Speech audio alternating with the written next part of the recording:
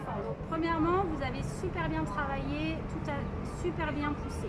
Alors aujourd'hui, je vais vous expliquer pot par pot ce qu'il y a dedans. Alors premièrement, ici, on a les microgreens. La dernière fois, on a planté des graines de radis. On ne va pas attendre que le radis grandisse. On va simplement manger les feuilles qui sont au-dessus de la terre.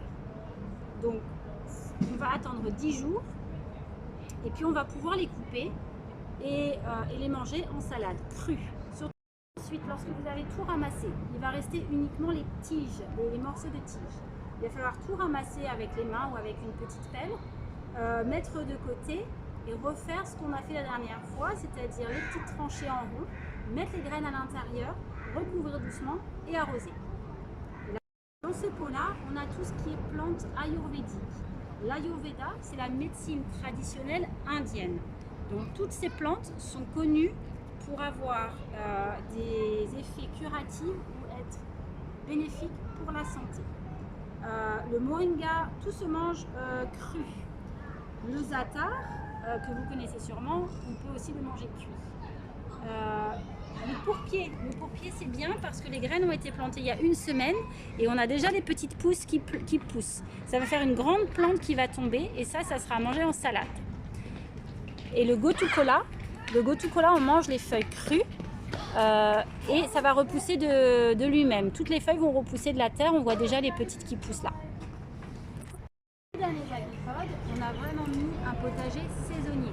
Ça veut dire qu'il va fonctionner uniquement en hiver. Alors on a mélangé plein de choses. On a mélangé des fleurs qui ne sont pas comestibles et on a mélangé des légumes. Pourquoi? Parce qu'on essaie de développer la biodiversité.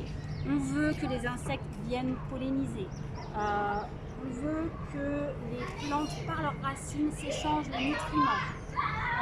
Voilà, on a mis plein de choses différentes. Alors, dans celui-ci, par exemple, on a mis du concombre. On a essayé de mettre toutes les étiquettes. Du concombre, de la tomate, du basilic, un œillet qui est une fleur, des haricots, du piment. Voilà, ça c'est pour le premier. Pour le deuxième, on a mis un tournesol, une fleur de tournesol, encore des haricots, du maïs, de la tomate, de l'aubergine, de la rose trémière. On a mis aussi du tulsi. Le tulsi, c'est un cousin du basilic.